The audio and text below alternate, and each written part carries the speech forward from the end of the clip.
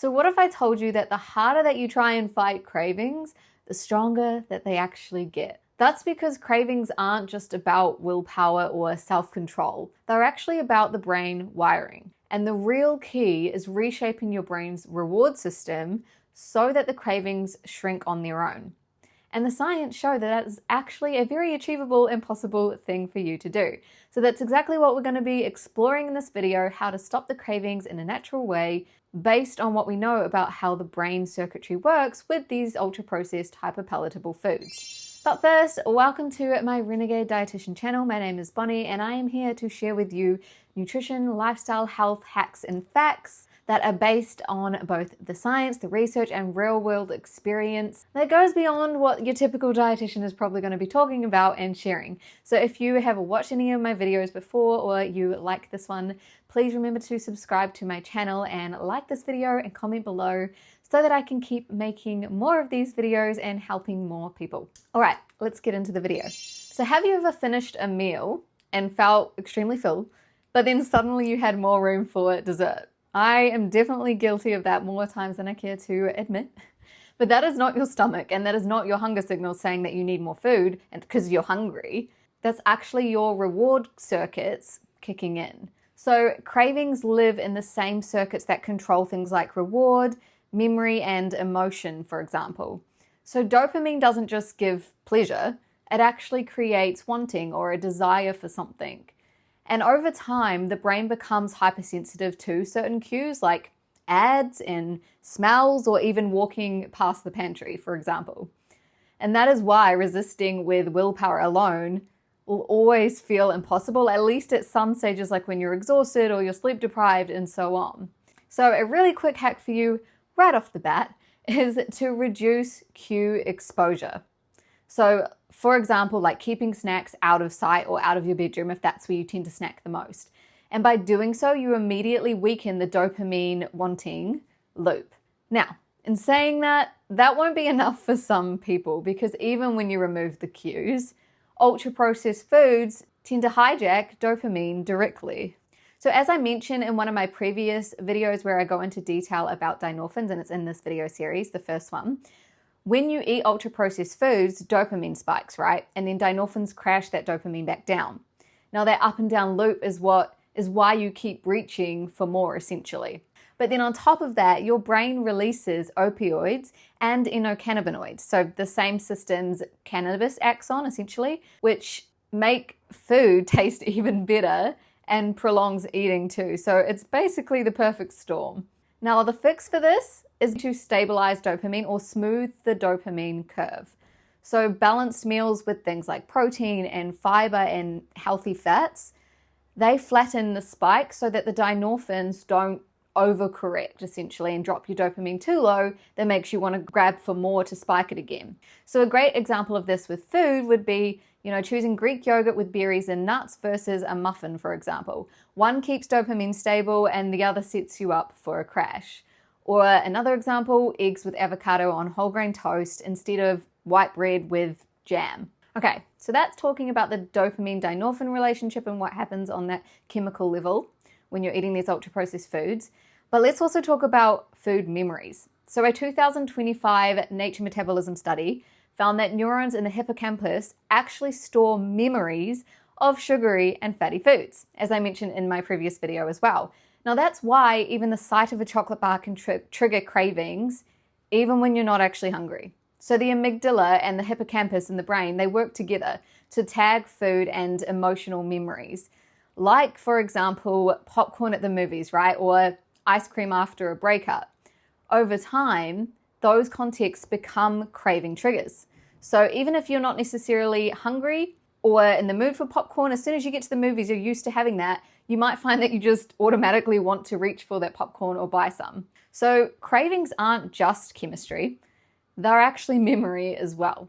Now the good news is that memories can also be retrained. So one way to do this is to pair healthier foods with positive experiences, like eating in a calm space, using spices that you enjoy, or even actually making meals visually appealing. Over time, your brain re-encodes those foods as rewarding if you're doing it in relation to a positive environment or atmosphere or memory, and thereby retraining those food memories. So next time that you notice that you are doing something almost unconsciously or out of habit or out of pre-trained or past experiences, and it's not a healthy one or one that you actually want to kick to the curb, then try and introduce a healthy habit into an experience that you actually enjoy to replace that old one. And we're going to talk a little bit more about that later on in this video as well, but that's just a quick tip for you now. Okay, so another way that we can reduce food cravings is by actually paying attention to our stress levels.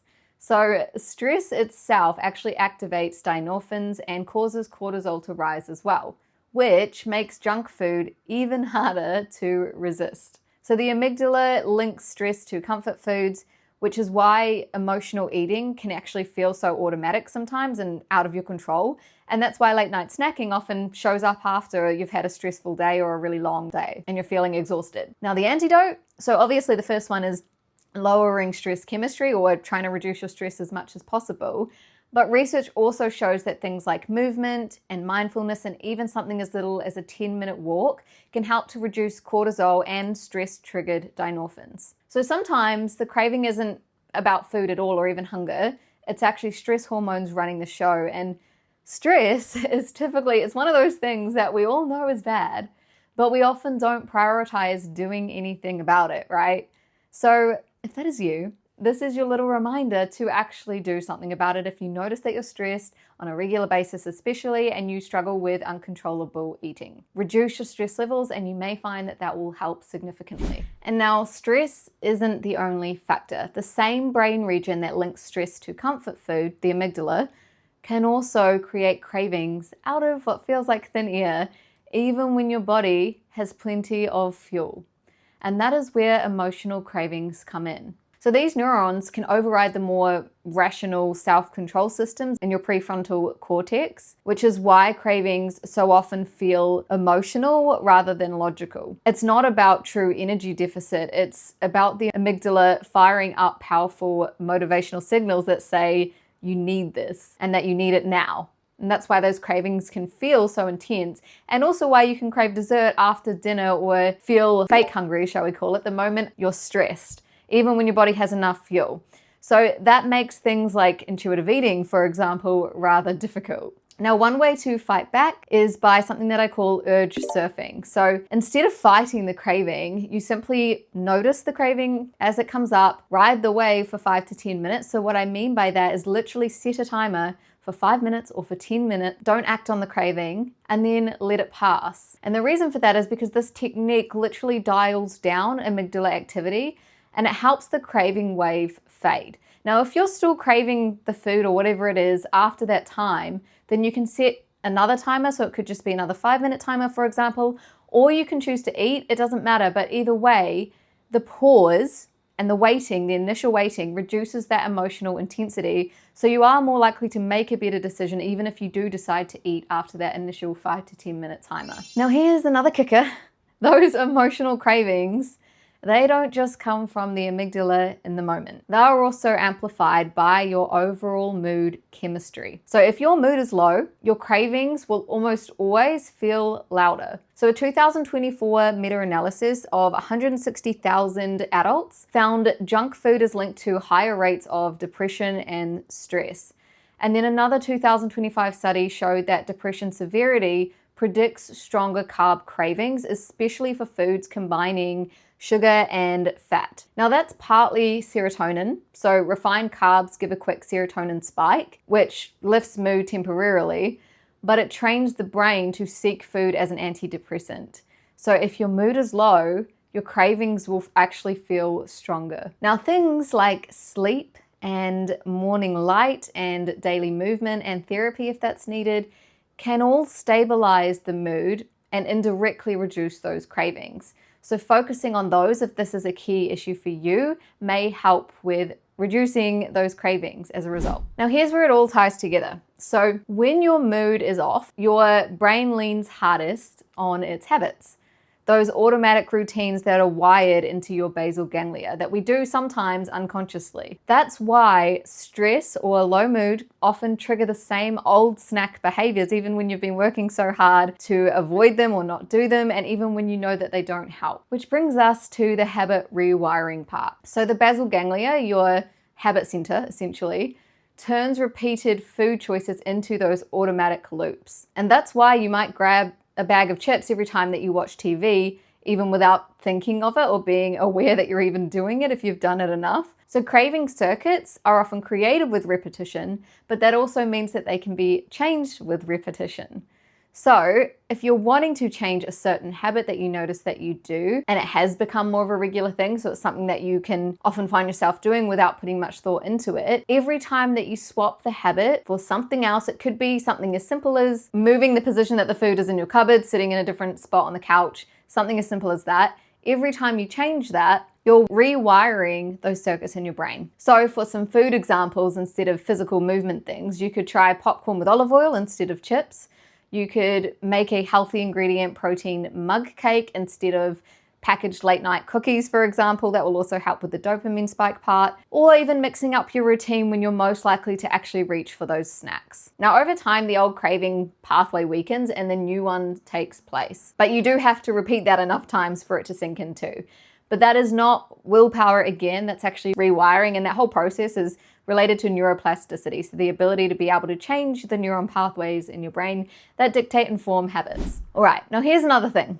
Habits aren't only stored in your brain, they also show up in your gut, which brings me to my last point that I want to mention in this video.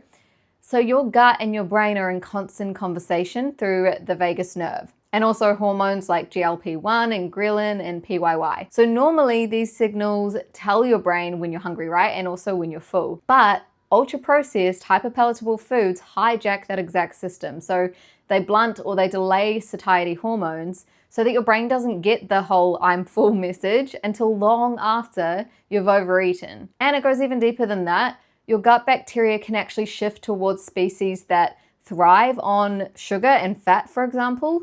So those microbes send signals that make you crave more of the foods that feed them, which makes it even harder to, I guess, stop reaching for these foods or craving them in the first place. But it's not all bad news, there is some good news. You can flip the script on that. So by adding more fiber, lean protein, and things like fermented foods, these strengthen the gut-brain communication and support healthier microbes or more diversity in the gut, and makes the cravings quieter, so you're not just feeding those ones that want sugar and fat, for example. So in terms of foods, think things like Greek yogurt, sauerkraut, fiber-rich vegetables, legumes, for example, and also focusing on variety of plant-based foods. Over time, your gut literally changes the cravings that it sends to your brain as a result. Okay, so I've mentioned a lot in this video. I want to give you a quick summary of all of the hacks that I've mentioned for helping to calm the cravings or reduce cravings. So number one, build meals with protein and fiber and healthy fats to stabilize dopamine. Number two, pair healthy foods with positive experiences to retrain food memories. Number three, reduce stress so dynorphins don't hijack your appetite. Number four, ride out emotional cravings with urge surfing. Number five, support mood and serotonin naturally with things like sleep and light movement and mindfulness. Number six, I think it's number six, swap habits. So try and rewire specific habits. It could be swapping chips for popcorn, or having the protein mug cake that's using healthy ingredients instead of cookies. And seven, strengthen your gut-brain axis with fiber-rich foods, fermented foods, gut-friendly healthy foods. And lastly, number eight, this is one that I mentioned in a previous video too, but reduce cue exposure by keeping snacks out of sight or changing your food environment. So if you can't help yourself when the food is around, then try and just remove it when possible, especially in the home environment. I know that I personally do a lot better when I just don't have these ultra-processed, hyperpalatable snacks around me at home at all, because I know I'll eat them if they're there. So I like to not have them in my environment as much as possible to avoid that. So each of these steps helps to chip away at the craving cycles that all interplay with each other and Together, they help to actually rewire how your brain responds to food. So you don't have to fight cravings with brute force or self-control or even willpower. You can retrain your brain, stabilize your chemistry, and shift your habits so that food finally feels easier to control and that you're making better choices too for your overall health. So up next in the food addiction series, I guess we can call it, I'm going to be showing you how food companies know exactly what they're doing, and they design food specifically to create these cravings on purpose. And I'm also going to be showing you how to spot their tricks before they get to you. So I hope you found this video useful. If you did, please give it a like and subscribe to my channel. And if you have any questions, comment those below, and I will see you in the next one.